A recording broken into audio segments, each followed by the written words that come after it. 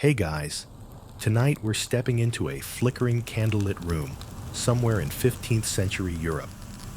The air smells of beeswax, ink, and vellum, thick parchment made from calf skin that you've softened with your palms 100 times over. Outside, church bells toll the hour. Inside, your fingers tremble slightly over the desk as you lean in toward the map you're making. Or remaking, really. Because here's the truth. No one really knows what the world looks like right now. You've got half a dozen reference charts spread out before you, each more contradictory than the last. One claims Africa ends in a tidy southern cape. Another stretches it so far south it looks like it's about to hug the Antarctic. And Asia's whatever someone says it is that week. But still, the map must be made. If you were the one holding the quill, half guessing, half believing, would you draw what you hope for or what you fear? So, before you get comfortable, take a moment to like the video and subscribe, but only if you genuinely enjoy what I do here. And let me know in the comments where you're listening from and what time it is where you are. Now, dim the lights, maybe turn on a fan for that soft background hum, and let's ease into tonight's journey together. You dip your quill into ink, thick and slightly gritty, and begin at the coast of Portugal. That's always a safe place to start. Well mapped, familiar. Everyone agrees what Portugal looks like. You breathe out slowly as the lines flow from your hand, steady and sure. Then, of course, comes the Atlantic. The lines falter. You hesitate, then draw a soft curve, tracing the memory of a sailor's story. Islands that appear and disappear like sleep. A kraken who once rolled under a ship so large it left a dent in the keel. No proof, but very detailed storytelling. And so, you leave that part of the sea labeled mare incognitum, the unknown ocean. Have you ever left a part of your own life unlabeled? Not because you didn't care, but because you weren't ready to name it yet. You smile as you write it. Nothing invites curiosity like an empty space wrapped in Latin. If you've come this far into the map, maybe you're the kind of person who sees wonder in blank spaces too. If so, feel free to subscribe. No pressure, just a quiet invitation, like the ones we draw in the corners. Behind you, the room creaks. Not a ghost, just your apprentice shifting in his cot. He's dreaming of dragons again, probably. You told him too many stories. You pull your chair closer to the table and get back to work. The edges of the world don't fill themselves. You unroll a second chart, one from Venice. Its coastlines are too clean. Its forests too ornamental. You can tell the cartographer cared more about art than accuracy. You respect that, maybe even envy it. But your job tonight is to blend the believable with the beautiful. So you start layering, one coastline atop another, a forest from here, a city from there. You stitch together a world from guesswork and good stories. And there, at the bottom corner of your chart, you leave space for something special. Something most viewers won't notice.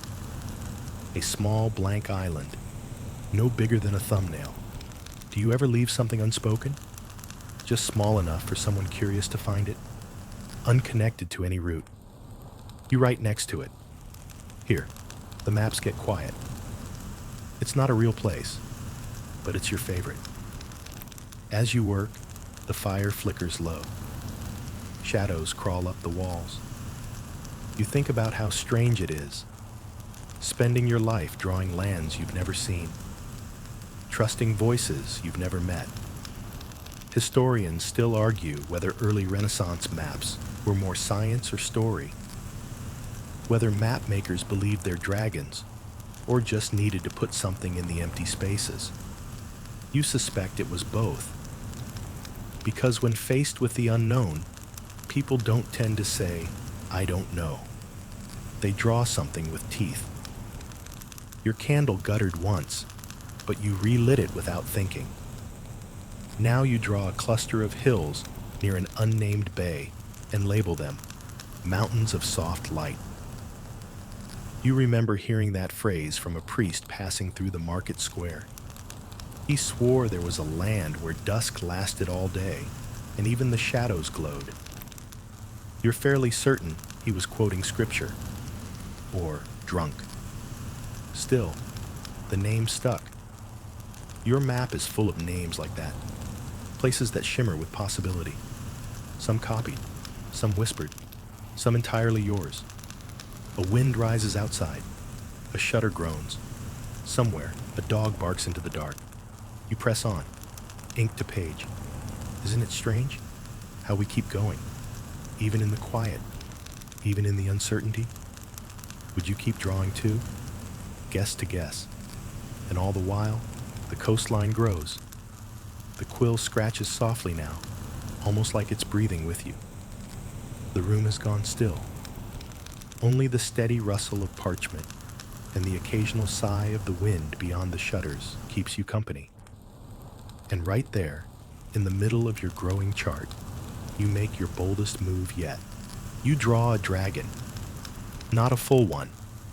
No roaring mouth or flapping wings, but a long, sinuous tail curling in the sea beyond the known world. You tuck it along the outer edge of a vaguely rendered landmass labeled Terra Ultra, a safe distance from actual trade routes, but close enough to be noticed. You don't label it dragon. That would be too obvious. Instead, in a loopy Latin hand, you write, Hic sunt dracones. Here be dragons. It's a phrase that's gained mythic weight, though scholars will remind you, often and with great pride, that it only appears on one known map, the Hunt Lennox globe from the early 1500s. And even then, the dragons were probably a garbled reference to Komodo lizards spotted near Indonesia. Not fire-breathing beasts, not even particularly aggressive. But that doesn't matter now, because when you place that phrase on your map, it doesn't stand for a lizard. It stands for a feeling, uncertainty, wonder, risk, the human urge to explain what we don't yet understand by giving it claws and a name. Historians still argue whether mapmakers really believed in the monsters they drew, or whether it was just good marketing. After all, who wouldn't want to own a map filled with leviathans and sirens and sleepy beasts coiled around islands that shimmer like dreams?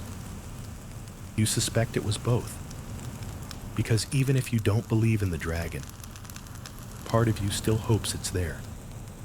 You look down now at your chart and see how quickly one dragon becomes many. Near the icy seas of the north, you sketch a bearded seal with tusks like curled swords. Not quite a walrus, not quite a legend. You label it, Watcher of the Melted Edge. You add a set of claw marks across a blank stretch of sea, not to frighten, but to intrigue. And in the south, where even rumors grow thin, you pencil in a strange formation, a looped island chain shaped vaguely like a question mark. In the center, a small sea serpent, tail curled, head just breaching the surface. Caption, seen twice, feared once. You sit back, stretch your fingers, and let your eyes trace the edge of the known world. It's where all the best things live. Not in the centers. Those are full of churches, borders, cities, taxes. But here, out at the rim, that's where imagination still breathes.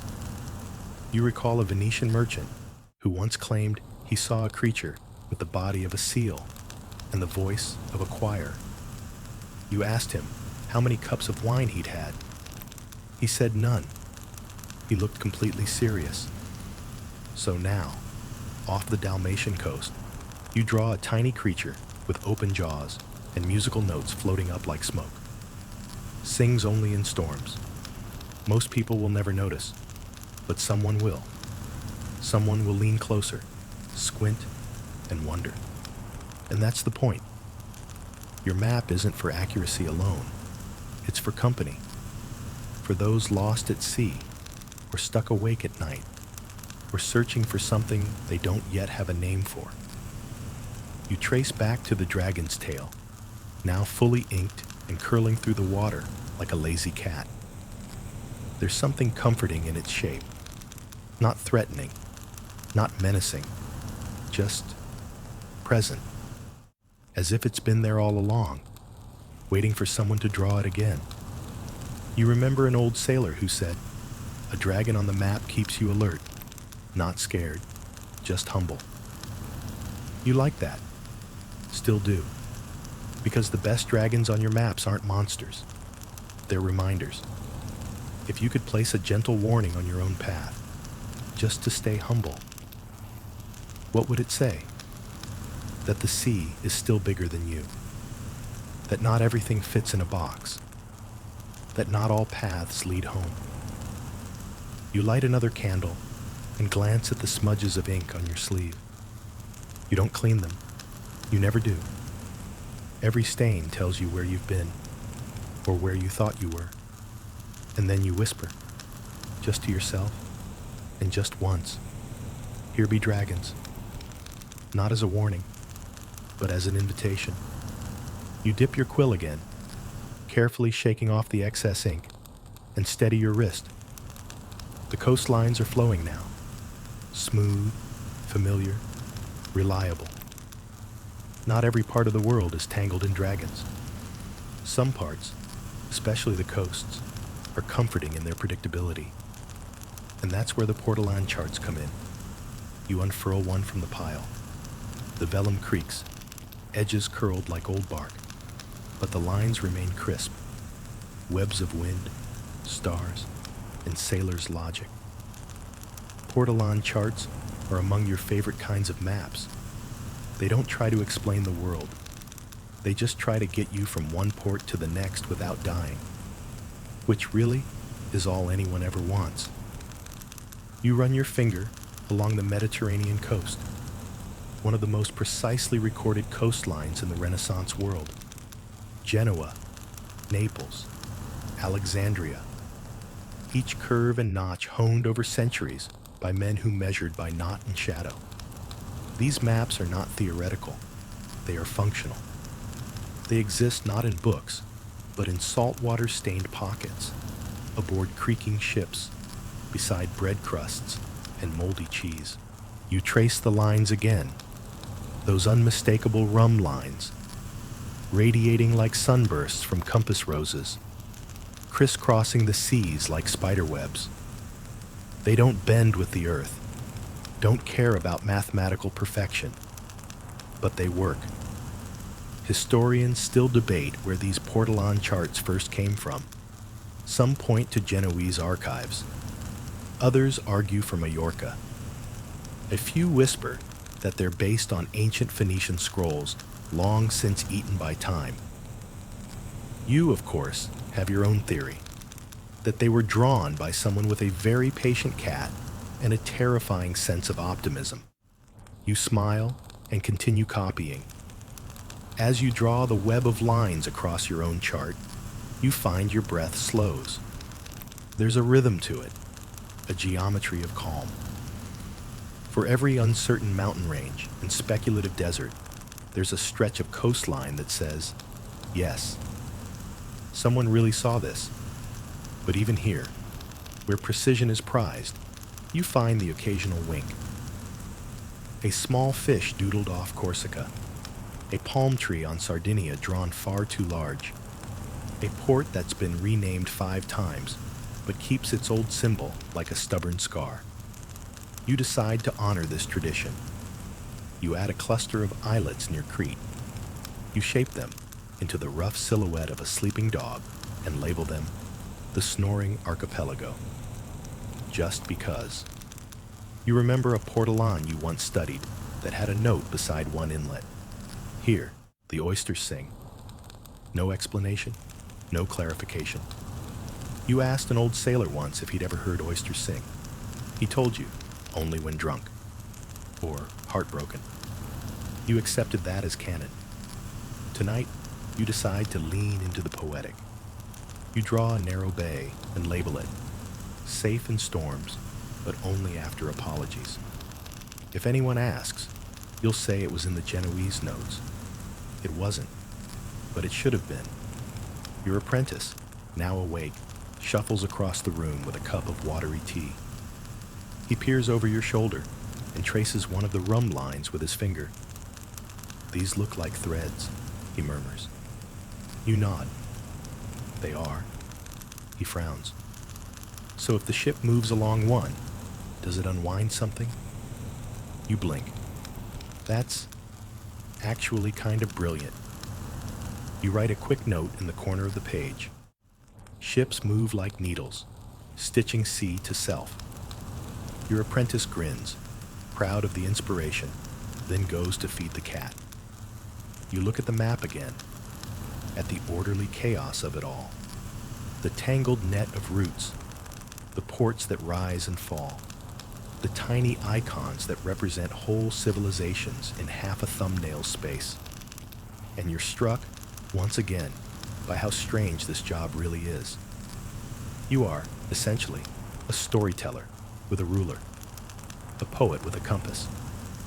And so, you press your palm to the warm parchment, feel the weight of the coastline beneath your fingertips, and whisper, not to yourself this time, but to the sailors, the cities, the monsters, and the stars. "Show me the edge. I'll do the rest." Then you draw a ship. Not just any ship, a caravel, sails high, moving not along a rum line, but between them, just off-center from certainty. And beside it, in your neatest script, sometimes the fastest way is the one that drifts. The wind outside picks up, and you glance toward the shutters. They rattle softly, like they're remembering something. You turn back to your desk, and in this quiet pause, you reach for the one thing no mapmaker should ever rely on, but always ends up using. Stories. Not the polished ones from books or scholars. No, you crave the ones traded over half-empty wine cups and broken biscuits. The ones that begin with, "You didn't hear this from me," and end with something too vivid not to be true. You think of the old sailor with the crooked teeth who told you about the singing fog off the coast of Galicia. He swore it whispered names of dead crewmen. His eyes didn't flicker when he said it. His hands didn't shake. That kind of calm can't be faked. So you ink in a narrow stretch of mist near the Iberian coast, and next to it, in small script, fog of forgotten names. Historians still argue whether these kinds of inclusions were personal touches, navigational warnings, or just the mapmaker's sly signature. You argue they were something else entirely. Comfort. A way to make sense of the unknown, to tame it with a label, even if the label was nonsense. You roll out another vellum sheet, this one marked with circles and stains. An older work, half finished, filled with creatures drawn in haste and laughter. You smile at the memory. 3 merchants arguing about whether they'd seen the same sea beast or 3 different ones in 3 ports, each farther from the truth. One claimed it had teeth like a priest's rosary. One said it barked like a dog. The third insisted it offered directions, but only in rhyme. You believed none of it, and you drew all of it. Tonight, you revise the sketch. The creature now looks like an eel wearing a bishop's hat. You set it swimming between 2 unnamed islands and write, sings when lost, bites when interrupted. The thing is, you're not mocking them. Not really. You understand the need for these stories. Their survival wrapped in metaphor. How do you explain the cold terror of a rudderless night at sea? You don't. You invent a beast. You glance at your ink pot, nearly dry. You reach for the thick walnut bark mix you brewed last month. It smells slightly fermented and has a tendency to run if you sneeze too close. But tonight, it flows like memory. You mark the northern coast of Africa, where tales swirl like desert winds. A caravan master once told you of a place in the dunes where compasses spun in circles and voices echoed without sound. He called it the hollow wind.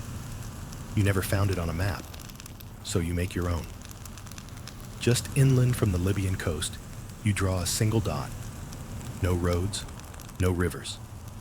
Just one empty circle with a shadowy ring around it. You write, whispers travel farther than footsteps. Your apprentice reappears, cradling a tray with 2 cups of lukewarm tea and a plate of stale dates. He's clearly proud of his effort. You accept a cup, sip politely, and let the taste anchor you in the present. Did you know, he says, there's a legend of an island made entirely of birds? They just cluster together until their backs grow moss, and then trees, and then, poof, someone lands on them thinking it's land. You nod slowly. Yes, that's the island of Zeno. He beams. So it's real? You smirk. It's drawn, and that's enough. You add a small cluster of dots near the Arctic Circle, not labeled, just implied. Maybe they're rocks. Maybe they're wings. Maybe they're just a place to land, if you're very tired and very lucky. That's how most islands start. You think back to a trader from Alexandria who told you about a place where the stars fall so low you can scoop them from the sea and dry them like herbs. She sold you a bundle. They smelled like salt and lies. You still keep one pressed in your notes. You draw a small peninsula now, curving like a hook into the sea. On it, you sketch a single hut. No city, no harbor, just a hut. Next to it lives a woman who names things that don't yet exist. You sigh, a deep, contented breath that feels like punctuation. Because this is the part of map making that no one talks about, the part where story becomes structure, where rumors give shape to rivers, where uncertainty becomes cartographic poetry. You mark a final point just off the coast of nowhere and write, said to be seen only when not looking. Then you blow on the ink, watching it shimmer, and lean back, eyes soft, heart full. The stories, every strange one, they found their place. And now, so have you. You stretch your back, hear a few pops, and turn to the far edge of the map, the part reserved for the grand unknown. That vast, blurry space between what your patrons pretend to understand and what everyone quietly admits they don't. And right there, looming at the margin of imagination, lies Java Major. No one agrees where it is. Some say it's part of Sumatra. Others insist it's a continent all its own, large enough to tilt the world off its axis. You've seen it placed beside India, near Australia, though no one calls it that yet, and once, hilariously, inside the Indian Ocean, like a sunken cake. And yet, it always shows up. Tonight, it's your turn to give it shape. You sketch Java Major like a curled fish, its spine jagged with mountains, its belly full of rivers. You give it forests dense enough to hide dragons, and lakes shaped like question marks. You tuck villages into cliffs and name them after things you dreamed once but forgot upon waking. Your quill dances now, not with confidence, but with freedom. You write, here the birds are too clever and the trees change their minds. It's not that anyone thinks this is accurate, it's that they hope it is. Historians still argue whether Java Major was inspired by hearsay from Chinese traders, early glimpses of Australia, or complete fabrication? The most likely answer? A stew of all three, simmered in rumor, and served with a generous side of mapmaker bravado. You once asked a captain what he thought was there. He said, "Whatever we fear most, and whatever we most need." He had a scar across one eye and smelled like cloves. You trusted him, so you continue drawing. In the center of the landmass, you sketch a single, winding river. Not from any journal or logbook, just instinct. You let it split into three branches, one of which ends abruptly in a lake with no exit. You name that lake, the Silent Bowl. Beside it, a town. Whispers of the first map. Maybe no one will sail there. Maybe someone already has. You pause and remember an old tale, how one explorer claimed to land on Java Major and was greeted by creatures with golden fur and mirrors for eyes. They asked him riddles. He failed all of them. They let him leave anyway, but he couldn't remember how he got back. You liked that story. You never forgot it. So near the southern shore, you draw a boat that's half ashore, half sea. A traveler stands beside it, arms open as if waiting for something, or someone. You add a thought bubble above him, not a literal one, just a curl of cloud that suggests wondering. You caption it. He returns every morning. No one knows from where. Your apprentice passes behind you, glancing at the map. "Is that real?" he asks, pointing to a mountain you've just labeled the Sleeping Bell. You don't look up. Define real. He considers this. Then, could someone go there? You nod. Only if they don't try. He accepts this as truth and goes back to grinding pigments. You lean over the northern bay of Java Major, where your coastline dips like a sigh, and add a formation of rocks that resemble fingers reaching from the sea. On a whim, you draw a small fire flickering atop the largest, beacon for those who doubt. Your map now brims with these soft provocations, not lies, not facts, just invitations. The city you sketch inland is shaped like a spiral. Roads loop inward, not outward. No central square, no walls, only gardens, slowly overtaking the structures. Name: place that forgot it was a place. You draw another city now, this one hidden, not by forest, not by fog, but by intention. You shape its streets like strands of ink, tangled, faded, crossing and turning back on themselves. No gate, no heraldry. In the center, a tower made of envelopes, sealed, unopened. You label it, the city of unsent letters. Around it, alleyways shaped like hesitation, rooftops lined with stacked paper, a marketplace where nothing is spoken, only written and folded and carried away. No one stays here long, but no one leaves unchanged. You add one more note, below the outer wall. To enter, remember what you never said. You glance at the compass rose nearby, and add a small second needle pointing nowhere. Beneath it, you write, "Wanders with mood." Because if Java Major does exist, it probably doesn't stay still. Places built in imagination rarely do. The dragon you draw here is not coiled or snarling. It walks slowly through a forest of hands, trees shaped like reaching fingers. Its wings are folded, its eyes are closed. On its back, someone sleeps. You don't explain who, but you title the scene, "The Companion Beast." And just above the edge of the island, where water and sky meet, you draw a pale moon reflected in three places. A trick of perspective, or a quiet dare? You don't say. The last thing you add tonight is a trail of dots leading away from Java Major into the open sea. It begins bold, then fades. You label it belief repeated. And beneath that, this way, if you still want to. Then you lean back, let out a long sigh, and trace the edge of your own thoughts, wondering where they end and where the map begins. The ink has dried now on Java Major, curling slightly, where the thicker strokes settled into the vellum grain.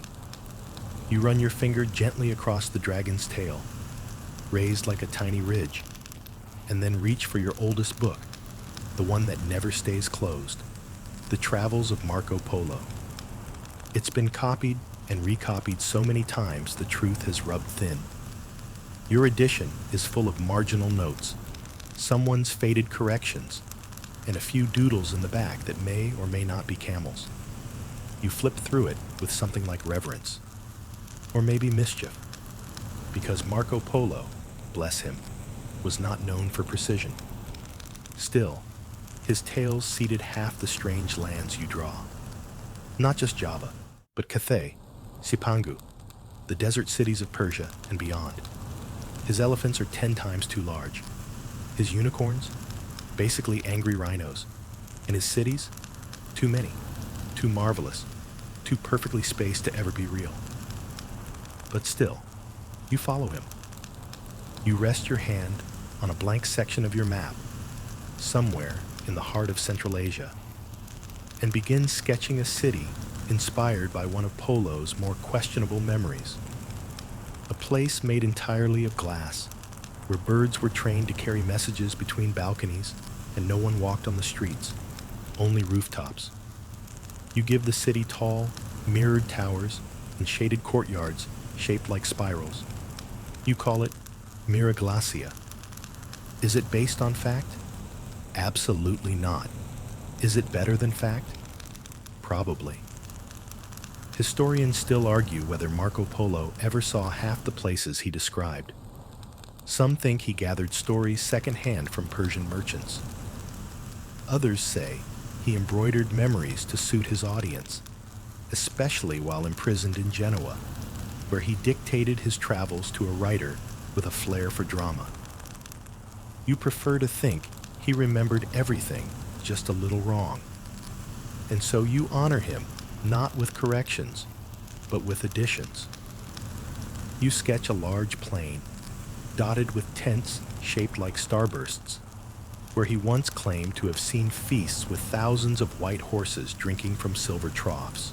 You add a note, banquets of wind. Horses wear bells of silence. Your apprentice raises an eyebrow. It's from Marco, you explain. He nods solemnly, then writes it down like it's gospel. You turn the page of your worn book and come across his famous account of the Old Man of the Mountain, a mystic who used illusion and gardens of pleasure to recruit assassins. Polo called it a tale of manipulation. You read it as a blueprint for belief. You draw the valley, a perfect circle nestled in a mountain range, with fountains, fruit trees, and towers that glow faintly in the ink. You write, Valley of Imagined Peace. Entry requires forgetting. You don't know if it existed, but you do know that when people describe paradise, they often describe something like this. In the margins of the map, you draw a long road leading west out of Cathay. You mark it with dots, then stars, then tiny footprints. A traveler on a camel, bent forward as if squinting toward the horizon. You caption him. He followed Marco and found himself. You laugh quietly at your own drama, but something about it feels true. You pause now and look at the elephants. Ah, yes, the elephants. Polo described them as massive, armor-plated, and oddly well-mannered. One account even said they bowed when greeted. You can't resist. You draw a trio of them in the hills of a region you label Zambilik, another of his shadowy geographies. They stand in formation, their tusks twined with flags, and you add a single figure perched on the lead one's head, asleep. Label, the elephant path. No one rides twice. You remember hearing once, at a particularly rowdy cartographer's dinner, that Polo described silk being so common in one city that even the donkeys wore it. You decide that's not ridiculous enough. So you draw a small village beside a river where fish wear silk ribbons. And note, in waters like dreams, even scales must shimmer. Your apprentice peers over your shoulder and blinks. This is getting weird. You smile. That's how you know it's working. Because weird isn't the enemy of history. Boredom is. And so, with Marco's voice echoing from the past, half true, half song, you mark one last place. It's an island, far from any coast, floating in a sea of forgetfulness. You draw a single spire at its center. No roads, no docks, just a tower. You write, "Here ends what Marco remembered. Here begins what he dreamed." And beneath it, even smaller, "Proceed without map." You ease the old book closed, its leather cover warm from your hand, and slide it back beneath your desk. Marco can rest now, but not you. Because the map sprawled before you is starting to buckle under the weight of guesses and stories, and you need structure, something crisp, gridded, geometric. You need Ptolemy. You retrieve your copy of Geographia, translated into Latin, annotated by no fewer than 4 monks, and partially gnawed at the corners by a mouse who apparently had strong opinions about longitude. The diagrams remain intact, though, pages full of angular lines, latitude bands, and ghost continents. Ptolemy's maps are not beautiful. They are demanding. They try to fit the world into boxes and equations. They attempt to say, this is here, that is there, done. But the Earth never listens. Still, Ptolemy gave you something precious: coordinates, a grid to layer across chaos, a way to impose logic on what was mostly hearsay. Tonight, you start by drawing that grid onto your own map. You move carefully, like laying down netting over shifting sand. The lines intersect with ports, dragons, and Marco Polo's silk-laced fish. They do not complain. You smile. It's a strange dance. Your swirling monsters and poetic guesses now sitting quietly inside Ptolemy's rectangles. Historians still argue whether Renaissance cartographers understood Ptolemy's methods or simply mimicked his authority. Some used his math faithfully. Others copied the grid and filled it with entirely made-up places. You admire both, because sometimes truth isn't in the data. It's in the gesture. You tilt your head, examining the Africa of Ptolemy. Strangely top-heavy, oddly rivered. You could correct it. The Portuguese have charted more recent coastlines, but instead, you blend. You let Ptolemy's version exist alongside theirs. A little wrong, a little right, just like most people. To the east of that ancient Nile, you draw a mountain range he invented, the Mountains of the Moon. You shape them into half-lidded eyes, soft and sleepy. You add a label, still dreaming, even now. And then, a single river spills from those mountains. It splits, twists, and coils like a thought, disappearing into a lake you name, lake of unasked questions. You glance at the sky now, black velvet pinned with stars, and remember that Ptolemy didn't just map Earth. He mapped the heavens too.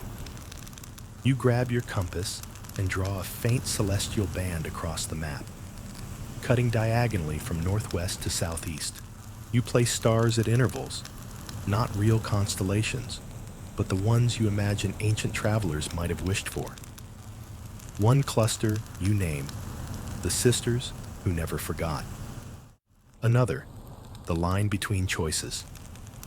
You let one fall directly over an island near the equator and write, "This star never stays in the same place twice."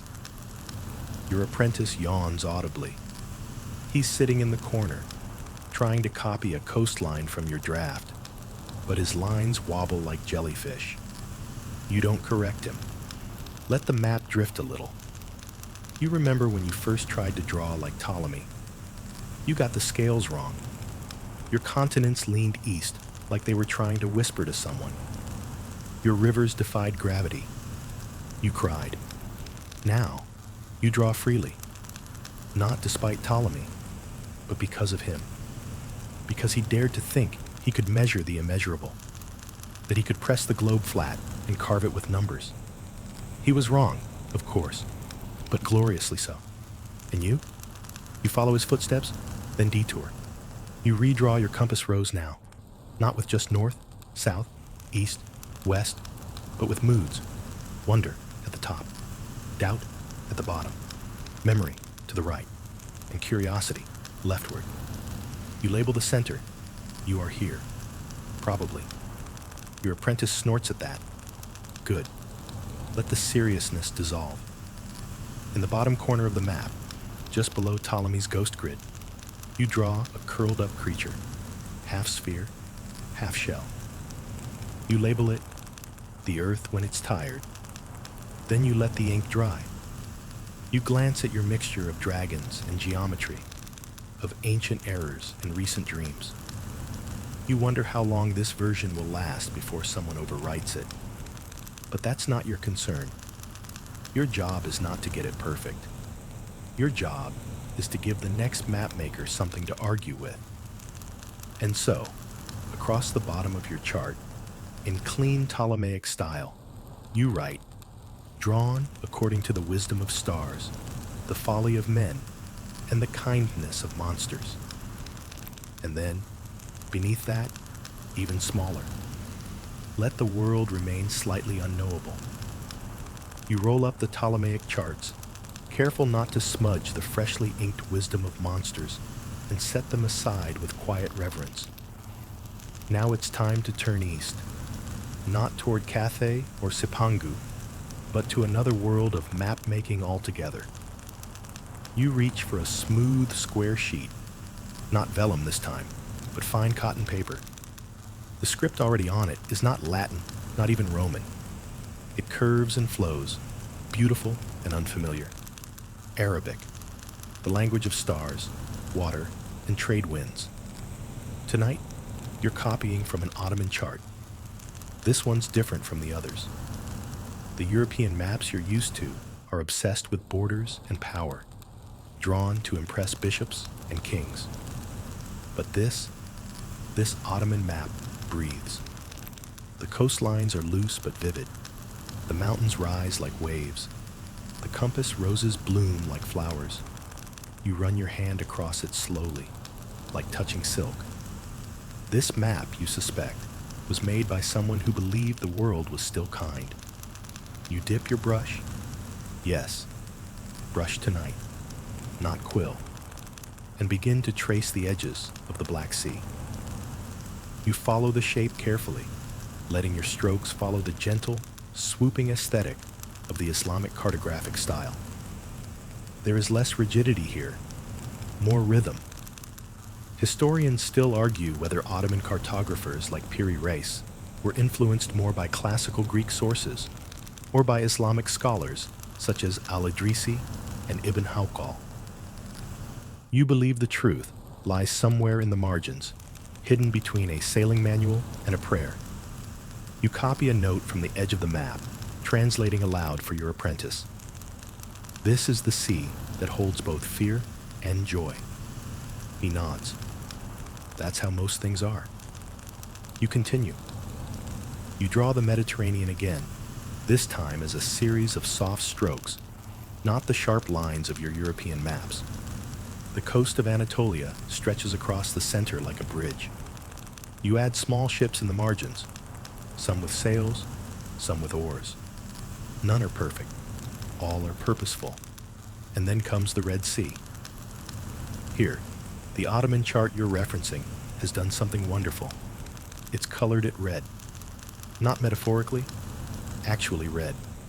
A deep, soft rust tone painted along its length. You do the same. Your apprentice watches, amused. Is that accurate? You shake your head. Number. It's beautiful. Then you reach the Indian Ocean. This is where the map starts to lose its certainty. It's where even the Ottomans, master navigators though they were, begin to rely on stories. The ports become sparser, the notes more poetic. One reads, "The wind here remembers." Another, "The sea brings back what the land forgets." You copy both. You decide to add something of your own, a long, narrow island shaped like a teardrop. It doesn't appear on the chart, but it feels like it should. You name it, Lantern Isle. Next to it, in delicate calligraphy, lights appear only when you stop looking. Your apprentice raises an eyebrow, but says nothing. He's learning. You notice, too, how the Ottoman maps give space to faith. Not borders, not politics. Faith. Directions marked by Qibla, sacred cities placed with care, not dominance. You find that comforting. You add your own quiet nod. A small compass rose near Mecca with a golden crescent instead of a fleur-de-lis. And then, in a bay off the Persian coast, you draw something small. A boat with no mast, drifting beside a palm-lined shore. Label: used only when prayers are louder than wind. You once read that Ottoman sea charts were often rolled up and carried not in tubes, but folded into squares, tucked into tunics, passed between hands like letters. You like that intimacy. You fold a piece of scrap parchment into a square now, copy a single feature from the map, a sliver of island, a single curved coastline, and press it between the pages of your notes, not for reference, just for safekeeping. You turn your attention to the Arabian Sea. Here, the Ottomans marked a strange circular current, an eddy that's still debated today. Some sailors feared it. Others claimed it helped them home. You draw it on your own map, a soft spiral, and call it the circle that answers. You remember the spice traders you once met at port, men with maps tattooed inside their memories, who could smell cinnamon and know which direction was west. They never used charts, but they'd glance at yours and say, that bay curves too hard. And they were always right. You honor them with a footnote. This region known best by the nose. Your apprentice brings you warm tea. For once, it tastes less like boiled bark. You sip it, let it settle, and mark a final place, just beyond the edge of the known sea, a speck of land. You draw a tiny minaret, a crescent moon, one star, and then, in the softest ink you have, here, even the sea kneels to listen. You blow gently across the map to dry it, watching the pigments shimmer. The dragon has no place here. No roaring monster, just soft winds and silence, and you let it be. The candle burns lower now, its wax pooling around the base like a sleepy tide. You set the Ottoman chart aside and return to your own. The colors have dried, the lines have settled. It's time to move farther south, into waters where even the most confident map makers once hesitated, the southern oceans. You stare at the blankness beyond the Cape of Good Hope, beyond what's been named. It's not just empty, it's inviting. The kind of silence that wants to be filled with something. A current, a coast, a soft guess. So you begin, not with land, but with sky. You sketch a faint constellation just above the sea, 4 stars and a crooked diamond. Not a real pattern, at least not in any chart you've seen, but one you imagine sailors might invent while half asleep on deck. You name it, the net of returning. Below it, you draw the water, not with bold waves or shipwreck symbols, but with long, slow arcs, like the ocean is exhaling. You add a small note. Sea moves softer here, like a memory. And in the center of that curve, you sketch a tiny vessel. 1 sail, no crew, just drifting. Label, known only to the moon. Historians still argue whether early maps of the southern hemisphere were based on reports, guesses, or a collective refusal to admit ignorance. The truth, you suspect, is a mix of all three. You recall reading about Terra Australis, the Great South Land, a massive continent imagined purely to balance the globe. That was the logic. If there's a lot of land up top, surely there must be some at the bottom to keep the earth from tipping over. So you draw it. Not the whole thing, just a sliver. A fingertip of land reaching up from the page like it's tasting the air. You don't call it Terra Australis. That's too serious. You write, maybe land. And beside it, in smaller ink, appears only in maps drawn before sunrise. Your apprentice peers over your shoulder. Do we have any real records of what's down there? You nod. Sure, but none that feel this good. He thinks about that for a moment, then nods back. You move on to sketching a current, an invisible highway the sailors whispered about but never named. You trace its path with dotted lines, then draw a cluster of tiny arrows swirling in a loop. Label, the circle that forgets. Ships caught in it might sail for days and find themselves no farther than before. Or maybe they find something entirely unexpected, a memory, an echo, a second chance. You add a row of dots leading south from Africa, turning gently eastward. Then, at the very end, a small X. Not for treasure. Not this time. You write, point of soft decline, and beside it, winds sleep here. This section of the sea has always felt sacred to you, not because of what's known, but because of what's allowed. Unlike the Mediterranean, full of trade and borders and too many opinions, this part of the map is still wide open. You add another island, small, crescent-shaped. You title it Lantern's Tail. There's no city, no port, just a single tree in the middle, bending east like it's listening to something. You pause and imagine what a sailor might say if they washed up there, what they'd hear, what they'd write home about. You add, voices speak backwards here. Stars blink in pairs. You sip your tea, cold again, bitter, familiar. And then a memory surfaces. A fisherman once told you, during a festival in Lisbon, that his uncle vanished near this part of the world. He sailed too far south, the man had said, and came back different, quieter, as if he'd heard something deep. You never forgot that. So, in the far southern margin of the chart, you sketch a deep whirlpool. Not violent, just slow. You label it. Here, the sea asks a question. No answer needed. Your apprentice rests his chin on his hand. Do we know there's anything down there? You shake your head. Not really. He smiles. Then let's draw until we do. Exactly. You trace a final line tonight. Thin, delicate, almost hesitant. It arcs from the edge of South America, dips deep, then rises slightly toward a curve that might one day be New Zealand. You name it. Trail of the Patient Stars. Then you close your eyes for a moment and feel the weight of the sea. Its quiet pull, its slow spin, its refusal to be captured fully in ink. And you smile. Because if there is a place where dragons still hide, where wind forgets its name, and where maps become lullabies, it's probably here.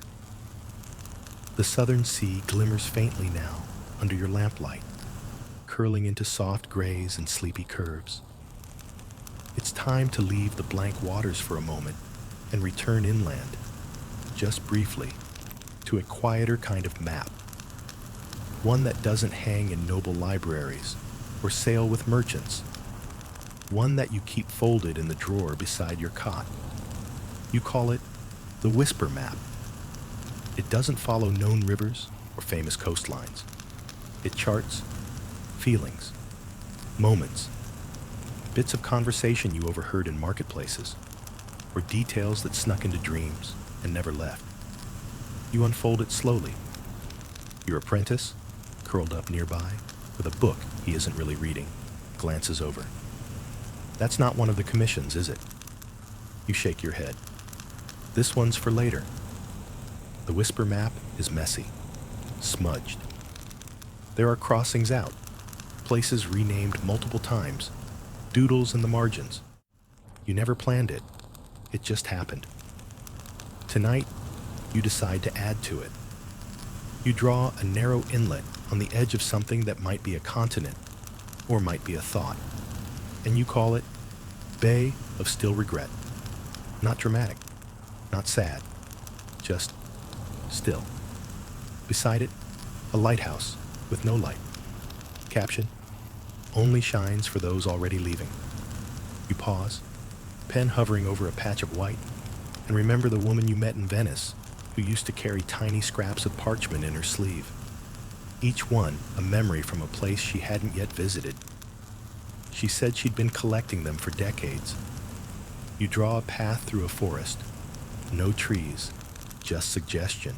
And write, she walks here now, still adding names. Your apprentice creeps closer, now clearly reading over your shoulder. What's that? He asks, pointing to a shape that looks like a sideways bottle. You squint.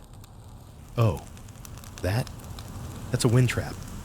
He looks alarmed. A what? You grin. A place where wind gets caught. It spins in circles and forgets how to leave. He considers. Then, do you think sound gets trapped there too? You nod. Especially apologies. You add a few more small symbols. Stars drawn with rounded corners. Roads that double back and disappear. A coastline shaped like a shrug. And in the bottom right corner, where the paper's gone soft from folding, you add something new. A spiral. Not a storm. Not a galaxy. Just a gentle turn inward. Here begins the place you forgot to name. Historians don't know about maps like this, at least not officially. They study the grand ones, the ones with gilded borders and compass roses shaped like cathedrals. But you know every serious mapmaker has at least one whisper map tucked away. Because we don't always map to explain the world. Sometimes we map to listen to ourselves. You pause and glance over your shoulder. Your apprentice is drawing now too, on a scrap of bark paper. His map includes 3 houses floating on clouds, a bridge that never touches land, and a mountain that leans dramatically left, like it's gossiping. You don't ask questions. You just watch, because this is how it starts. Not with compasses or coordinates, but with wonder and a little rebellion. You remember your first map like this. It included a well that whispered names, a city where all the doors faced inward, and a path marked only, "Take if you've changed your mind." You were 14 and heartbroken. You smile and add a note beside the spiral on your current whisper map, drawn again. Softer this time. Your apprentice clears his throat. Do you think maps like this are real? You consider the question, then answer slowly. They're truer than most, because while the gold-trimmed charts go in royal collections and the star-etched atlases get bound in velvet, it's the whisper maps that people come back to when the lights are low and sleep is reluctant. Maps that don't ask where you're going, only where you've been. You draw one last island tonight. It's small, empty, circular. No features, no flags. Just a single note beside it, for when you need to be no one. And with that, you let the map rest. You fold it softly, along old lines and new ones, and slip it back into the drawer. It fits perfectly, like always. The fire in the brazier is nearly out now, just warm embers. Your apprentice has nodded off, chin to chest, charcoal smudged across his cheek. You resist the urge to correct his unfinished map. Instead, You reach for a clean scrap of vellum and copy one detail from his drawing. A small, crescent-shaped lake labeled simply, "Where the Wind Apologizes." You add it quietly to your main chart, near the southern coast. Then you smile. Because even now, in this late hour, the map is still listening. The whisper map is folded and tucked away, but its spirit lingers, soft and hovering, like breath on a window pane. Your main chart waits now, stretched across the table, and the candles gutter low with tired grace. Tonight, the map needs a spectacle. Something theatrical, something indulgent. Not for navigation, not for sailors, but for patrons. Yes, patrons. The ones in Florence, Genoa, Bruges, silk-robed men who know nothing of sea salt or compass drift, but adore a well-drawn kraken. They commission your maps to hang on walls, not to chart courses. Their voyages are metaphorical. Their favorite monsters are the expensive ones. So you uncap your special ink, a deeper, richer blend that smells faintly of clove and pride, and begin the performance. First, the kraken. You place it just off the coast of Norway, coiled among choppy waves. You draw it massive but slow, tentacles rising like cathedral spires, eyes closed as if mid-nap. You label it, "Sleeps deeply, do not wake." It's not meant to frighten, it's meant to awe. Then, a basilisk. Perched on a rock somewhere near the Pillars of Hercules, the creature has the tail of a lion, wings of a lizard, and a slightly judgmental expression. You let it gaze out to sea, unimpressed by passing ships. Caption: turns men to stone only when bored. Your apprentice peers over your shoulder, eyes wide. That's not really what a basilisk looks like. You shrug. It is now. Next, you address the patron's personal request, a charming serpent. You still have no idea what that means, but you decide to interpret freely. You draw a sleek, elegant sea creature near the Canary Islands. Its body undulates with artful grace, and it wears what could be a necklace, or a collar, or a very confident ribbon. You write, "Will guide your ship, may charge a fee." And then, because you're feeling generous, you add a second serpent, shy, tucked behind a coral reef, peeking out. Label: only appears to those who hum. You can already imagine the patron's delight. He'll point to it at dinner parties, say things like, "Ah yes, the hum serpent, extremely rare," while sipping something unnecessarily purple. Historians still debate whether Mapmakers added monsters because they believed in them, or because they knew their audience wanted something to talk about. You know the answer. Both. You once spent an entire week designing a sky whale for a wealthy noble who claimed his grandfather saw one in a dream. He insisted it be included on his commissioned globe. You drew it near the Arctic Circle, with icicles hanging from its fins. He was thrilled. Tonight, you revisit that same concept. In the far north, among the curling winds, you sketch another sky whale. This one, smaller, softer. You write, "Drifts above snow, listens to lullabies." And then, just because you can, you draw a mermaid. Not the usual variety with comb and mirror, but something more ambiguous. Her tail is split like a forked river. Her hair turns into seaweed. Her gaze is tired, not seductive. You place her just east of Sicily. Label: sings only to those who've lost something. Your apprentice says nothing, but you hear the soft breath he releases. A kind of awe. He gets it. You add one final beast tonight. It's not large, not fierce, just peculiar. A crab with a lantern. One claw holds it high. The other seems to point somewhere, though the direction shifts every time you look. You place it in the mid-Atlantic, far from any island.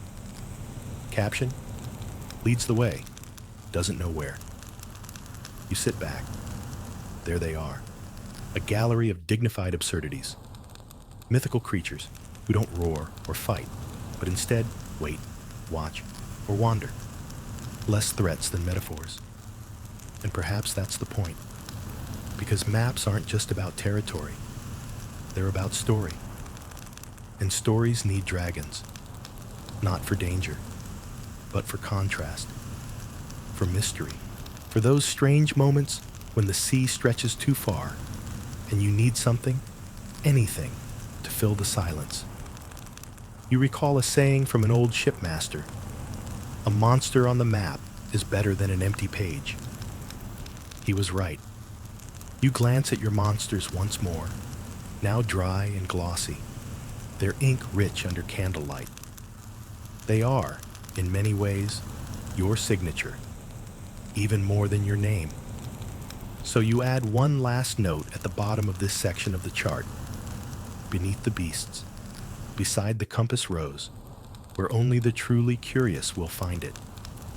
Drawn for those who still believe the sea listens.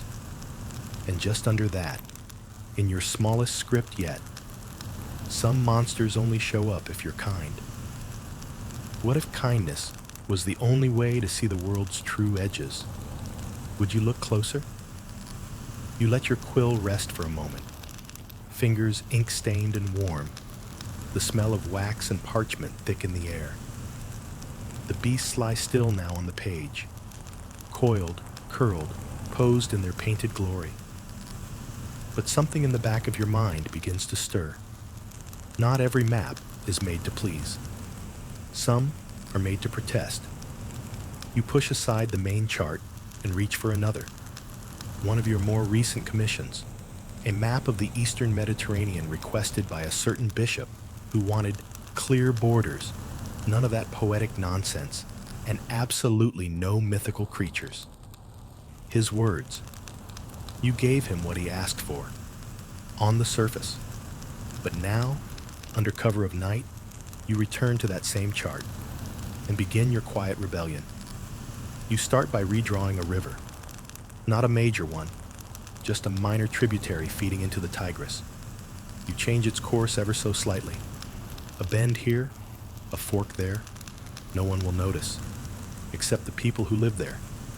You name it, the rewritten river. It looks official. It sounds harmless. But you know exactly what it is. A reminder that maps are never neutral. They are always choices, curated by the hands that hold the ink. Historians still argue whether Renaissance cartographers understood their power or simply mirrored the politics of the day. But you've seen too many commissions from too many cities, each with borders that mysteriously expand or shrink depending on who's paying. You know better. Tonight, you fight back the only way you can, in symbols. You draw a tiny bird, no larger than a breadcrumb, just inside a contested coastline near the Levant. You color it red, not for blood, for defiance. Label, flies over all borders. Then you turn your attention to a mountain range the bishop insisted was part of his jurisdiction. The range is real. His claim is not. So you draw the mountains taller than they really are. So tall, in fact, that their peaks curve backward, leaning away from the city that tries to own them. You label them the listening spires. And just beneath that, in smaller text, unconvinced by crowns. Your apprentice walks in, blinking, holding a half-eaten apple. You're drawing again on the bishop's map. You nod. I'm making improvements. He smirks. You're going to get arrested. You shrug. Only if they notice. You flip the chart to its southern edge, where a disputed territory fades into desert. Here, you draw a small structure. Not a fortress, not a town. Just a tent. Fabric billowing gently. Next to it, you write, "Still here." Because sometimes the most powerful thing a map can say is that someone stayed. You recall the story of a woman in Tunis who used to redraw local maps each spring, showing how the riverbanks had shifted, how the reeds had overtaken the road. Her versions were never accepted by officials, but farmers relied on them. Quietly, steadily. You think of her now as you label a salt flat near the Red Sea. Changes more than the records admit. And just beside it, trust your feet. You adjust the compass, rows next. Not the direction, but the shape. You remove the usual fleur-de-lis and replace it with a hand. Open, palm up, fingers splayed. You don't explain it. But beneath the hand, you write. This map listens as well as it leads. And then, in a bolder move, you erase a thick border drawn at the patron's request. An arbitrary line slicing through forest, hill, and stream. You redraw it as a faded path, incomplete. You write, line requested, line refused. Your apprentice watches this in silence. Then almost timidly, he picks up a quill of his own and adds something. A tiny figure walking across the line, leaving footprints. You don't ask who it is. You just nod. There's power in this kind of defiance. It's not loud. It's not violent. But it endures. You draw one more figure near the bottom of the page. A cloaked traveler sitting beneath a tree that bends slightly toward them. You add no face, no details. Just stillness. Then you write, they were here. That's enough. Because sometimes, the loudest truth a map can offer is presence. Not conquest, not control, but witnessing. And when you're done, you carefully roll the chart back up, hiding your quiet edits beneath its official gloss. You seal it as requested and place it in the corner with the others. But before you blow out your candle, you reach for your own map again, the one not for sale. In its corner, under a smudge of old tea, you write, every line you draw says who you are. And then, in ink so faint it's barely visible, some dragons wear crowns. You wake later than usual, head resting on the edge of the table, candle wax crusted near your elbow, the map rolled just enough to crease along the sea of whispers. Ah, yes, the sea of whispers. There are maps we draw for the living. And then, there are maps we draw for someone who will never read them. You begin this one without a plan, just a memory. You trace the outline of a shoreline, not from a journal, not from a chart, but from the shape their laughter used to make in your chest. You draw a small island, circular, with a bench at its center, facing nothing.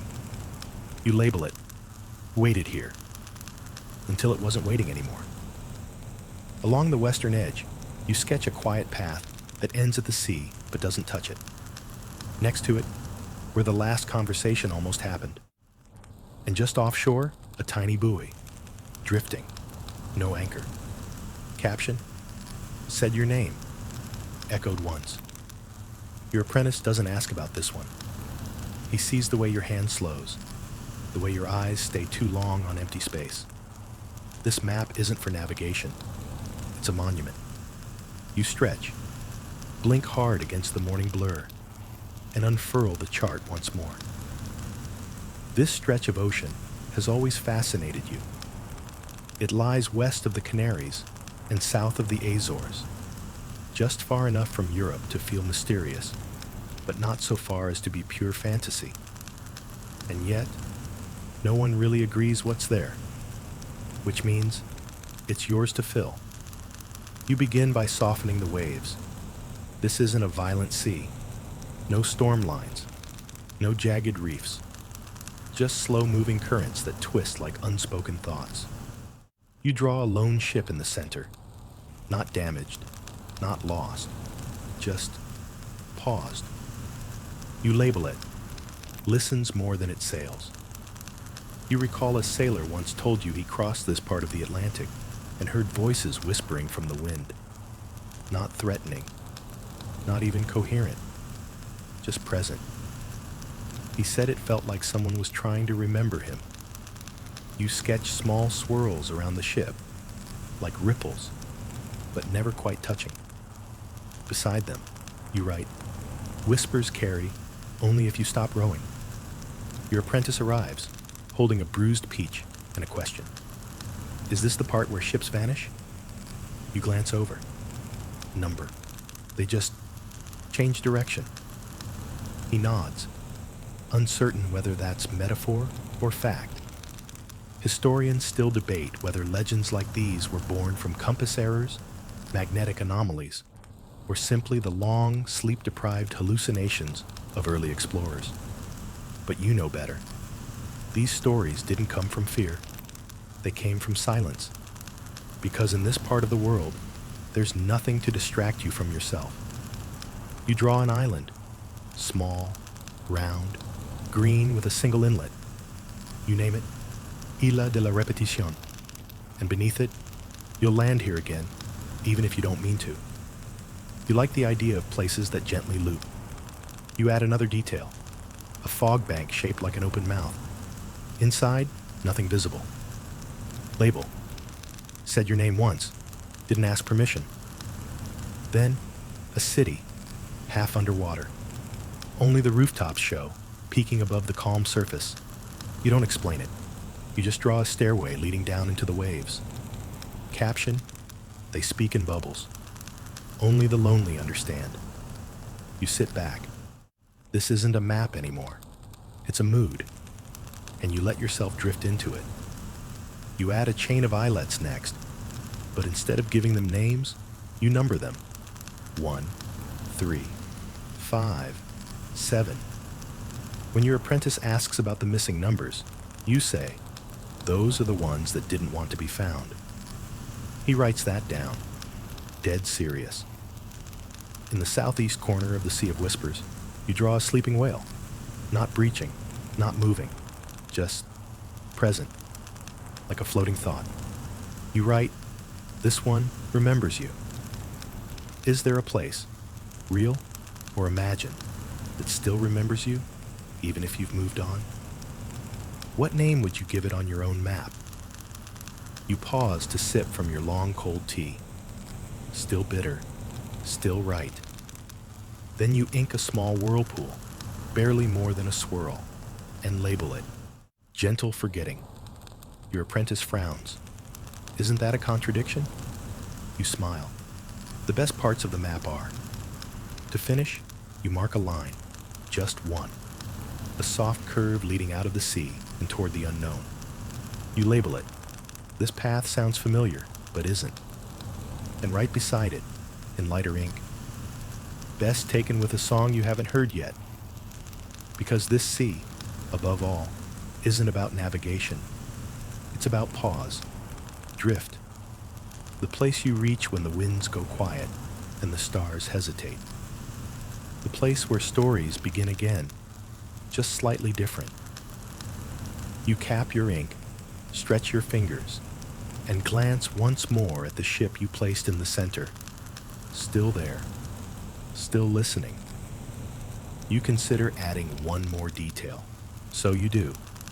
A bird perched on the mast.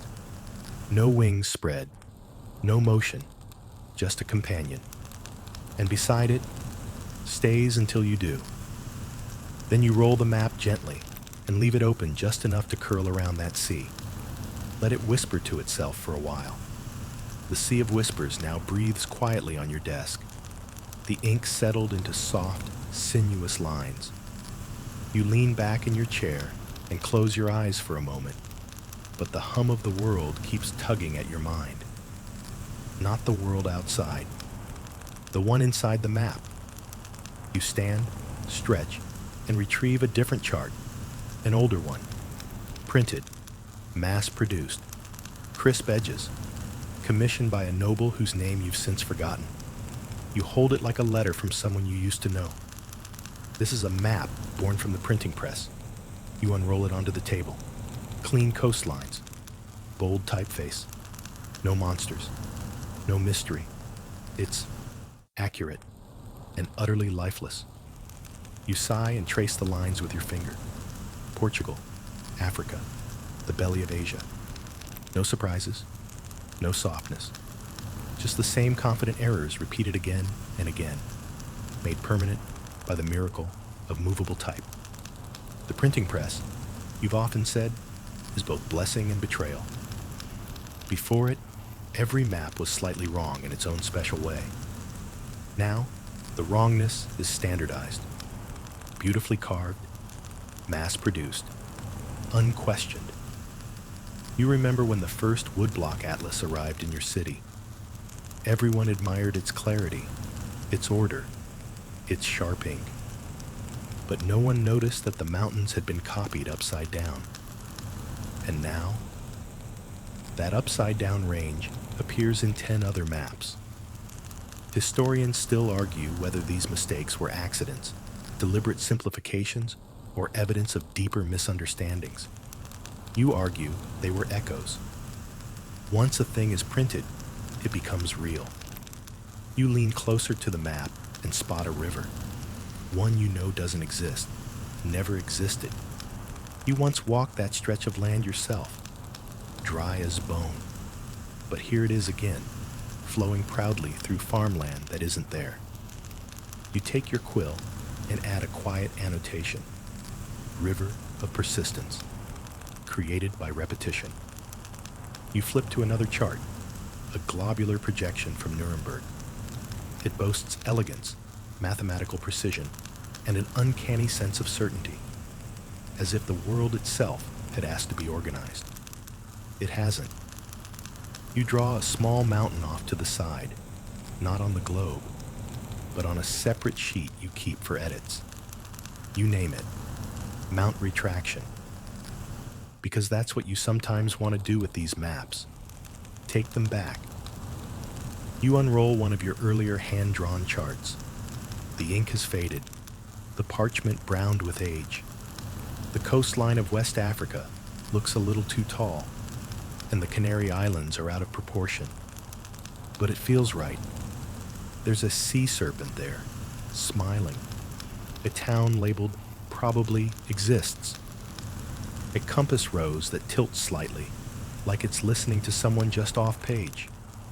Your apprentice sits across from you now, holding a newer map.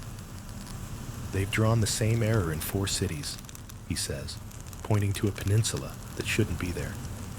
You nod. That's how myths are born. He blinks. But this is supposed to be a correction. You shrug. Correction just means someone repeated it more confidently. He doesn't like that, but he writes it down.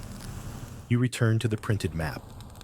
In the top margin, where the title sits, ornate, authoritative, centered, you take a fine-tipped brush and add one more line. This map is sure. You are not. You pause, then add, that's okay. Because not all maps need to be trusted. Some need to be questioned. You turn your attention to the borders now. Thick, black lines that slice through forests, valleys, rivers. You trace one, then let your hand wander off course, drawing a thinner, fainter line beside it. You label it, what the birds believe instead. Your apprentice laughs quietly. That's going to upset someone. You grin. Hopefully. You make one final adjustment. On the backside of the printed map, where no one ever looks, you add a single dot. No context. No features. Just one dot. Beneath it, a place unprinted. Still breathing. Because sometimes the truest parts of a map are the ones no one notices. The tiny misalignments. The corners that curl. The ink that runs. And as you sit back, surrounded by charts both printed and hand-drawn, flawed and tender, you realize something. Accuracy can build a map, but inaccuracy keeps it alive. So you return to your main chart, still open on the desk, and write softly in the lower margin. Drawn by a hand still learning. And just beneath that, printed maps forget. This one remembers. The air has gone soft again, lamp glow golden, the hush of night wrapping around your workspace like a shawl. Outside, the streets have stilled. Even the wind seems to tiptoe now. You lean forward, pen poised above a near-finished corner of your main chart. It's time for something final. Not an ending, exactly, but a kind of gentle closing, a gesture, a breath. You draw a small island in the southern quadrant of the sea. No ports, no roads, just a wide plain of grass, and in the center, a creature. Not a monster, not a threat, a dragon, but not the kind you've drawn before. This one sleeps. Its wings are folded like blankets. Its tail curves into the grass. Its eyes are closed. You don't add fire. You don't add teeth. You give it a soft belly, a crinkled snout, and a single curl of smoke rising upward, as if it's dreaming. You title the island, The Last Dragon's Rest. Your apprentice sees it and says nothing. He understands. This is where the dragons come when they're no longer needed, when the sea has been named, when the monsters have been measured. Historians still debate whether "Here Be Dragons" was ever truly written on maps, or whether it's just the story we like to tell ourselves. Most agree the phrase is more metaphor than record. But this dragon is not metaphor. Not to you. It is real in the way that silence is real. You write, no longer warns, now only watches. And beneath it, not a threat, a witness. You recall all the dragons you've drawn, serpents coiled at the world's edge, beasts bursting from waves, scaled terrors looming near forgotten lands. And you wonder, who were they really for? Not the sailors. They feared reefs more than reptiles. Not the merchants. Their dangers wore human names. No, the dragons were for you. For the parts of the map that resisted understanding. For the emotions too large to chart. For awe. For sorrow. For the beautiful dread of the unknown.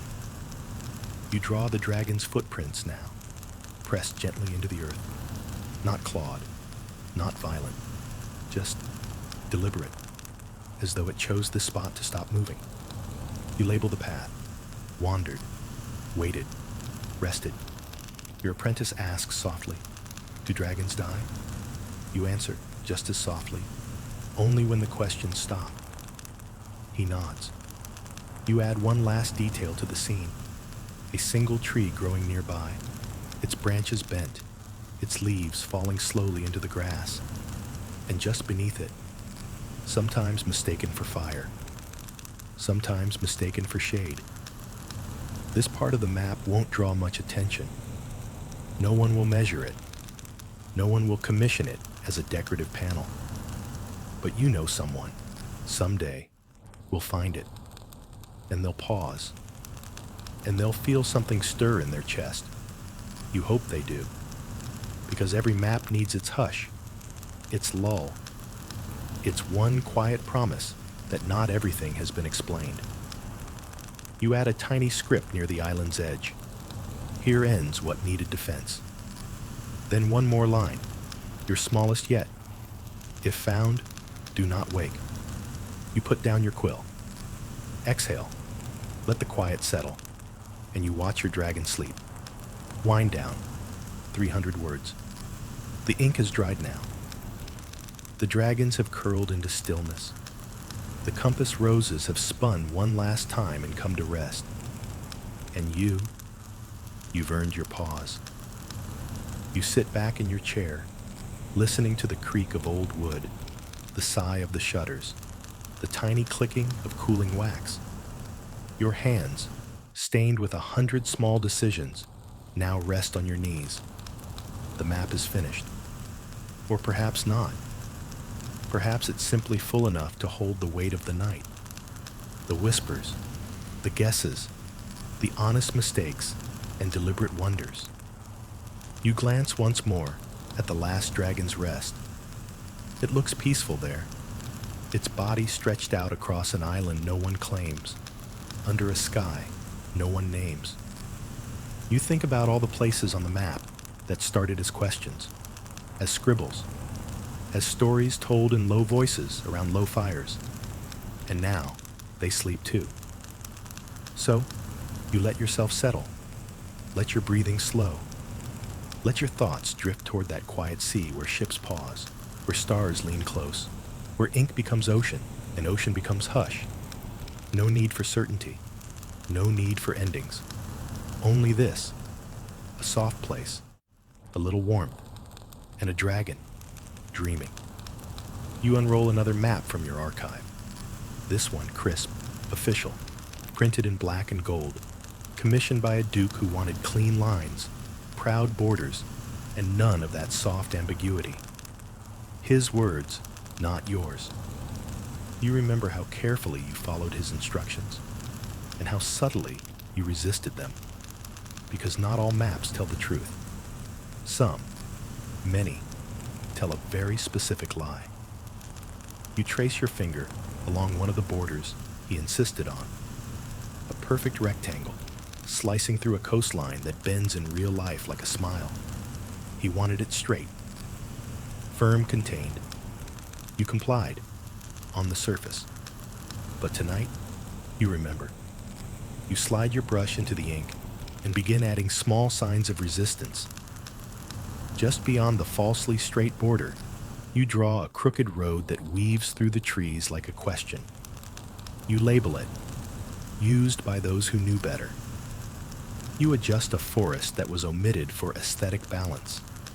You sketch in the trees again, taller this time and thicker.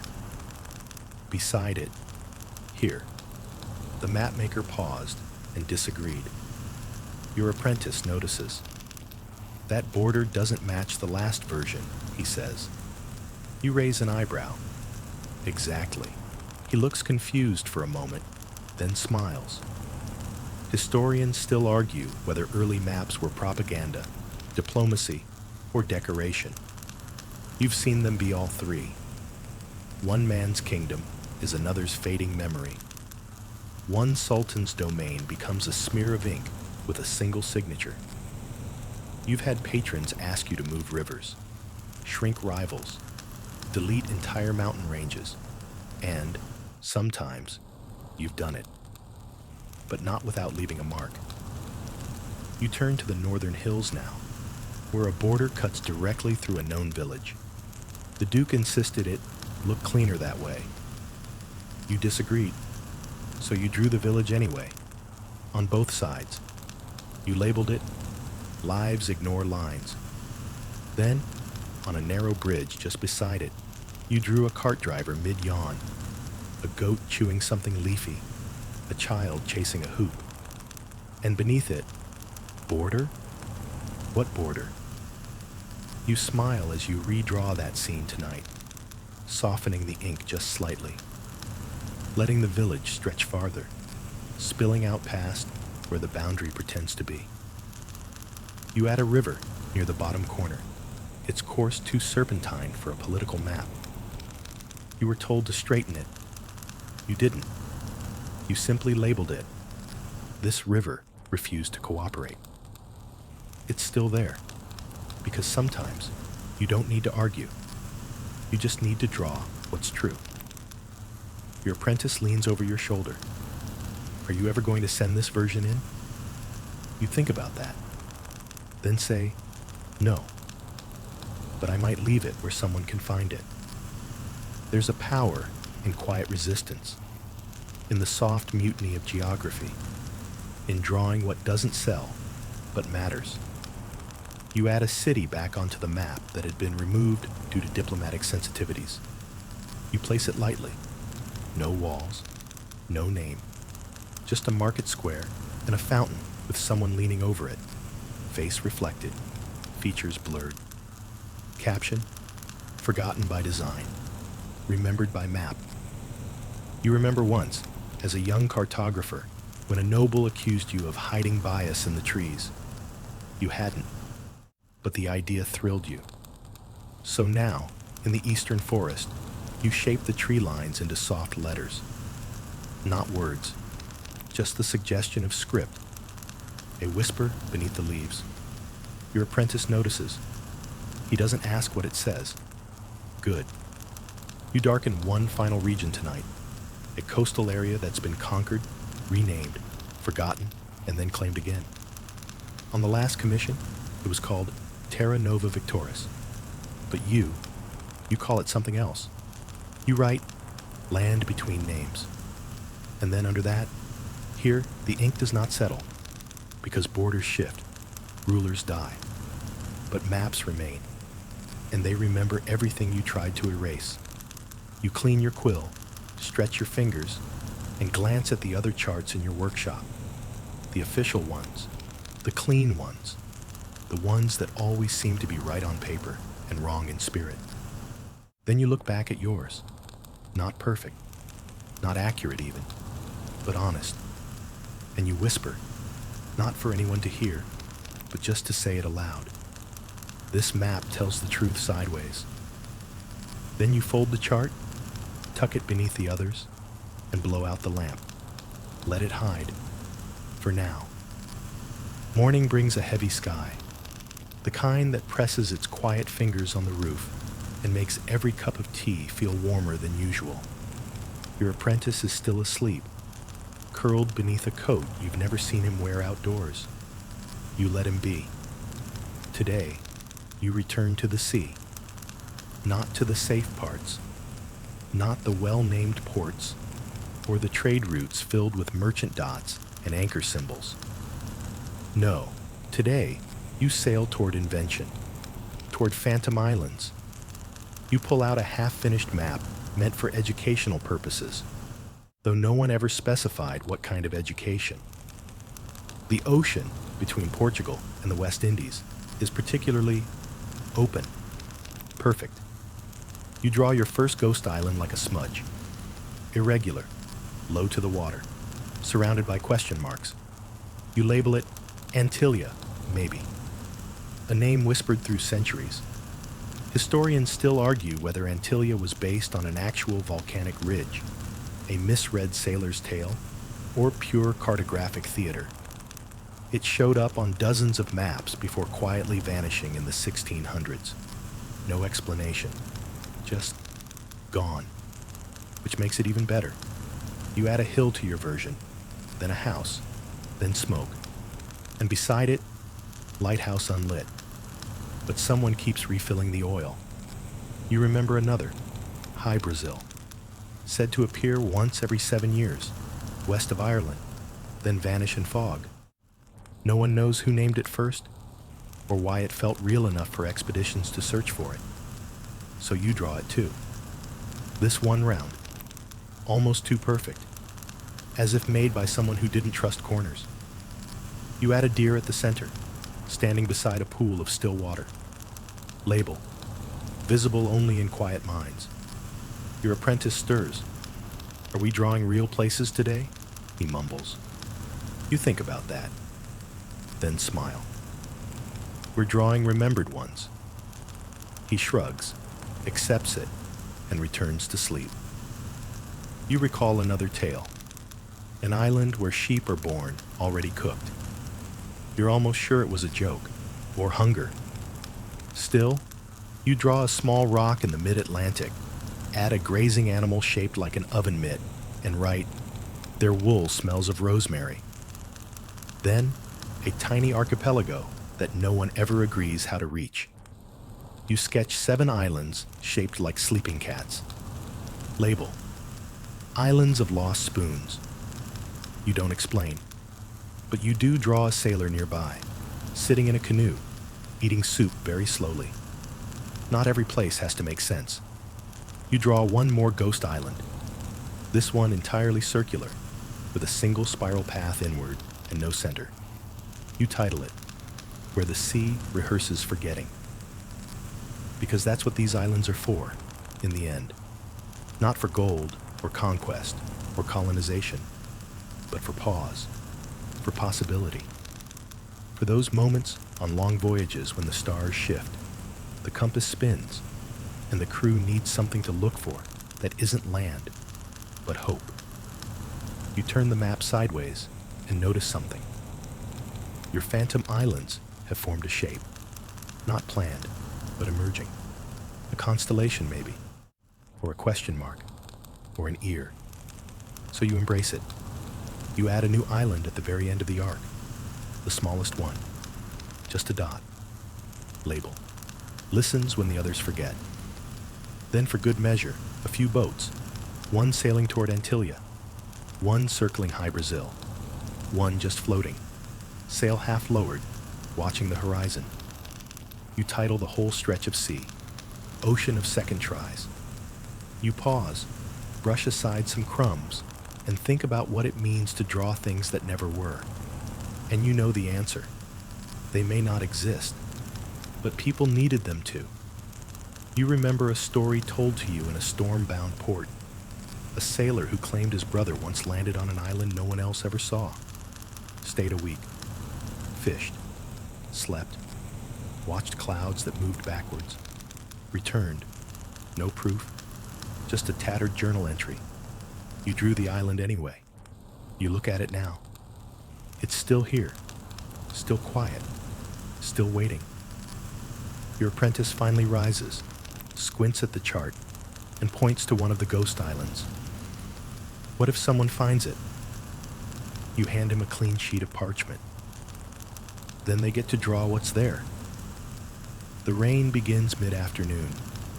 Slow, unhurried drops that tap the shutters like someone too polite to knock. Your workshop feels smaller in this kind of weather, more intimate. Like the world beyond has faded into mist, and only the maps remain. You're reviewing a commission today, a request that arrived 2 weeks ago, rolled in silk and sealed with wax the color of cinnamon. A merchant, well-dressed, well-fed, with too many rings and a fondness for metaphors. He didn't want accuracy. He wanted ambiance. A map to stir the soul, he said. Hang it above my fireplace. Impress guests. Make them curious. You accept it immediately, because this, more than anything else, is your favorite kind of cartography. The useless map. You unroll the draft, half done, half daydream, and smile at the work already on the page. This map doesn't chart real coastlines. It doesn't obey wind patterns or latitude. It curves where it wants. It includes cities with no rulers and rivers that fork into opinions. You begin adding to it with a grin. First, a range of hills that look like sleeping foxes. Each hill has a name. You write Mount Misunderstood, Mount Shrug, Mount that used to be taller. Then a river, not a winding one, but an indecisive one, forked into 4 paths before leaving its own source. You label it River of Unfinished Thoughts. Your apprentice watches in delight. This isn't a real map, he says, eyes wide with mischief. You reply, it's more real than most. In the northwest corner, you draw a city shaped like a spiral. Its streets double back. Its towers lean toward each other like they're sharing secrets. Caption, they never leave. They just walk in loops. You draw a harbor next. No ships, just hammocks strung between piers. Beside it, best port for staying exactly where you are. Historians don't write about these maps, not because they don't exist, but because they don't fit. There's no conquest to cite, no trade to track, no war to win, just feelings, moods, inside jokes from a world that never needed flags. You draw an island at the center of the map, perfectly circular. At its center, a single teacup, steam curling up into a tiny cloud. Around the island, 6 boats float quietly. None approach. Label, Island of Just Enough. But there's something else too. Something that grows where you didn't mean to draw. In the southern fringe of the map, where your ink had once smudged into a blot, you now trace soft lines. Roots, stems, leaves. A garden, not planted, just appearing. You name it, the garden that grew between mistakes. It's wild, uneven, blooming with symbols that don't repeat. A flower shaped like an ear, a vine that loops into a question mark, a tree whose trunk splits halfway and never reunites. No one visits it, but it's there. You add a stone bench at the center, cracked, mossy, with no plaque. And beside it, you write, "Sat here once, stayed too long, bloomed anyway." Your apprentice looks over, smiles faintly. He doesn't ask. He understands. Your apprentice points to the eastern side. "Is that a meadow?" You nod. "A very specific kind." He squints. "What kind?" You draw a woman lying on her back in the grass, staring at the sky. Then write, "Where people go when they've almost made up their minds." He whistles. "That's deep." You smirk. "That's decorative cartography." You add a forest shaped like a yawn, a lake shaped like a sigh, a tiny town in the shape of a comma. Each one gets its own soft caption. "Only blooms in moonlight." Fish here remember your name. They never finish their conversations. You give the merchant what he asked for, a masterpiece of elegant nonsense. But within it, you hide small truths. A bluff labeled regret but scenic. A river mouth called First Kiss Delta. A wind trail marked Carrie's last words home. You won't understand these, but someone will, and that's enough. You add the finishing touches. A border of wildflowers, a compass rose shaped like an open hand, a scale bar marked in moments, not miles. At the very bottom, you write the map's title in looping script, The Merchant's Map of Dreams, and beneath it, for display only, unless you believe in it. Your apprentice asks, "Will you actually give this to him?" You nod. "And I'll make a copy. For us." Because maps like this aren't drawn to instruct. They're drawn to remember. You blow gently across the page, watching the ink dry into curves that feel like laughter. The map now hums quietly, like a story you once heard and half forgot, but remember just enough to smile. You roll it up carefully, tie it with twine, and set it beside the others. Not for trade, not for truth, just for those who need to be reminded that not all directions point outward. Some point inward. Night deepens once more, and with it, a hush settles over the workshop. Not silence exactly, but that gentle quiet you only get when everything outside the window has stopped trying to be somewhere else. Tonight, your hands don't reach for charts of the coastlines or open oceans. Tonight, you reach inward. You lay down a clean sheet of parchment, not for a merchant, not for a patron, not for anyone else. This map is for you. You trace a rough oval, not a continent, not a sea, a shape, a space. Inside it, you begin drawing, not roads, not rivers, but feelings. You start in the northwest quadrant, sharp, irregular peaks, jagged, crumbling at the edges, a little too tall for comfort. You label them mountains of should have. They're surrounded by foothills called almost, and a cliff edge called waited too long. You draw a small bench on one of the peaks, overlooking the whole valley. Next to it, good view, bad timing. Your apprentice peeks over your shoulder and says nothing. He knows not to joke right now. You move to the eastern side, gentler here. A wide plain, warm and green, dotted with stones that look like they were once stacked into something, but no longer. You name this region, the Valley of Nearly. Inside it, a single tree, half blooming. Label, holds your favorite memory, but won't say which. In the southern part of the map, you draw a river, not winding, just slow. So slow, it barely seems to move. You call it River of Thought Repeated. And just along its banks, you sketch out a campsite. One chair, One kettle over a smokeless fire. Someone's boots beside it. Empty. You don't name the figure. But you do write, still deciding which way is forward. Historians never talk about maps like this. There's no reference for them. No coordinates. No, here be dragons. Just quiet places with emotional weather. You move on. In the west, a forest. Deep, dense, heavy with curled branches and dim light. You don't draw paths. You don't draw exits.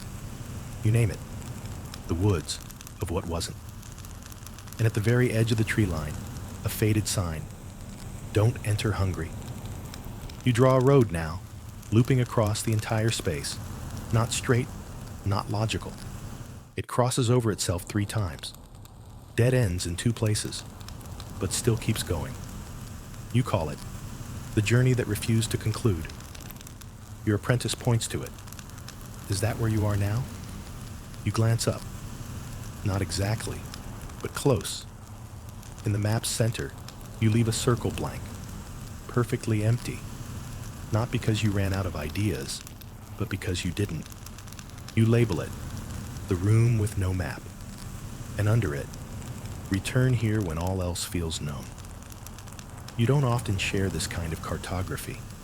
People want lands and landmarks.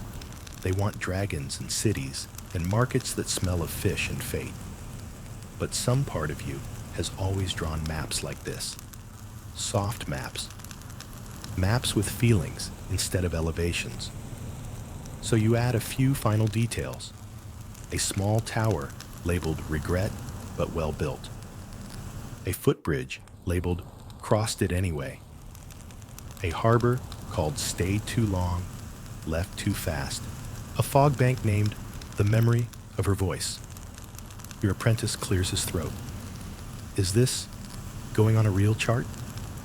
You look down at your work, then smile. It is a real chart. And in the bottom right corner, where a compass rose might go, you draw an open eye. Half-lidded, gentle. Beside it, you write, no directions given, only recognition.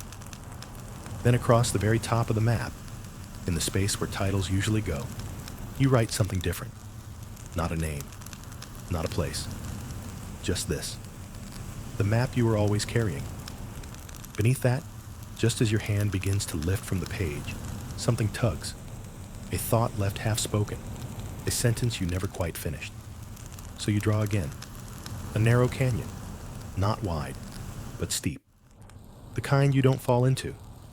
You pause at its edge. You label it. Words you practiced, but never said. You sketch a small rope bridge across it, frayed but whole. Next to it, still possible. In the valley below, you place scattered stones, some shaped like syllables, others like sighs. You leave them unlabeled. Your apprentice peers over, softer this time. What's this one for? You reply, for everything we almost said, and might still. He nods, writes that down too. Then beside the compass rose of that quiet map, you add a final caption, not for direction, but for grace. This map listens, even when you don't speak. And below that, smaller still, drawn at last. You lay the map flat on the desk, letting the last bit of ink settle into the grain of the parchment. Outside, the rain has stopped. The rooftops glisten like quiet scales, and the world beyond the shutters exhales. This is the final section, not an end, a letting go.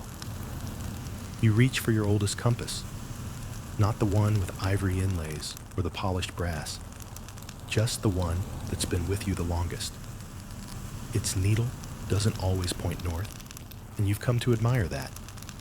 Tonight, you don't draw anything new. You listen. You close your eyes and let your fingers move over the chart. The dragons sleep. The whisper seas murmur. The cities shaped like sighs and spirals sit still. You trace along the river of thought repeated, past the curled up dragon on last dragon's rest, through the compass of mood, the valley of nearly, The crooked road called crossed it anyway. But not all compasses behave. Some maps, no matter how carefully measured, seem to spin. You once found an old brass compass in a merchant's satchel, tiny, cracked, and utterly useless. The needle didn't point north. It pointed home, wherever that was. So tonight, you draw your own. Not a rose, not a grid, just a slow circle with 4 words placed like stars. Fear, longing, pause, begin. In the center, you write, let the map move first. Your apprentice reads it, tilts his head. How do you follow something that doesn't stay still? You smile, very carefully, or not at all. And then you pause, at the place just beyond all that, the edge of the map. You've never labeled it, until now. You write, here, maps end softly. You don't draw a monster. You don't draw a compass. You draw a hand, palm open, no direction offered, just invitation. Your apprentice joins you quietly now. He's holding a mug of something warm. You nod your thanks without looking. He says, it's strange, isn't it? How maps can take you somewhere without ever moving you. You nod again. The best ones do. Historians still argue whether maps are meant to guide, claim, or remember. But you know they're also meant to let go. You think of every sailor who ever stared at a blank edge and felt awe instead of fear. Every dreamer who traced a coastline looking for something unnamed. Every quiet person who looked at a sea monster and thought, ah, that's me. And so, you draw one last boat. No sails, no oars, just drifting. You place it near the corner of the map, beyond the borders, past the measurements. And beside it, here is where you stop needing to know. You don't name the boat. You don't say where it's going. Because it isn't about destination anymore. It's about floating in that part of the map where everything softens. The lines, the labels, even the questions. You write a final note in the margin. This map ends. You don't have to. The workshop has quieted now, not just in sound, but in intention. The map is full, yes, but the feeling of the map lingers in the air, like dust catching the last light. You run your finger along its edge, where no coastline waits, and you wonder, not what's next, but what lies beneath. So you reach, not for a new sheet, not for ink, but for a piece of charcoal, software smudgy, honest. You place it against the back of the map, not to annotate, to listen. Every map has its shadow version, the one that lives under the surface, unseen, but always there. Not drawn for others, not even drawn for yourself, just revealed. You begin sketching the map beneath the map. Not every map is drawn while awake. Some begin just as your eyes close, before sleep, but after thought. You remember one like that. Faint lines scratched into the underside of a cloud. A city made of doorways. No streets, no buildings, just doors. You draw it now from memory, or what memory leaves behind. The map curls strangely, as if it doesn't want to lie flat. That's fine. You draw with your eyes half-lidded. A river that runs upward. A moon that only shows itself when forgotten. A hill labeled, climbed without knowing why. Your apprentice snores gently in the corner. Even that becomes part of the dream. You add one final note at the center of this dream map, inside a small spiral of dotted lines. This place visits you, not the other way around. No coastlines, just echoes. No monsters, just footprints. No cities, just names you almost said aloud. And you whisper, not to the room, not to the page, but to whatever part of yourself needed this whole journey to be drawn. Thank you. Not for clarity, not for knowledge, but for the chance to be lost, gently, beautifully, truly, just long enough to come back. And now, you let the ink dry. No fanfare, no final stamp, just parchment breathing in the stillness. The lamp glows low now, casting a circle of warm light across the desk, enough to see the map, but not enough to chase away the night. You lean back in your chair. The ink is dry. The creatures sleep. The ships have drifted off the edge. And the map, the one you've been drawing across so many nights, so many stories, so many whispered margins, is finally full. Not finished. Full. The dragons no longer roar. They curl. The stars no longer point. They blink. And you, mapmaker of forgotten places and remembered feelings, can finally rest. Let the world you've drawn keep unfolding, gently, in the minds of those who find it. Let the rivers flow without needing names. Let the mountains soften into memory. And let the compass fall quiet, just this once. There are no new lines to draw tonight. Only what remains. A sea that hums. A boat that waits. And a quiet voice in the wind that says, "Here, you can stop." So breathe deep now. Let the weight fall from your shoulders.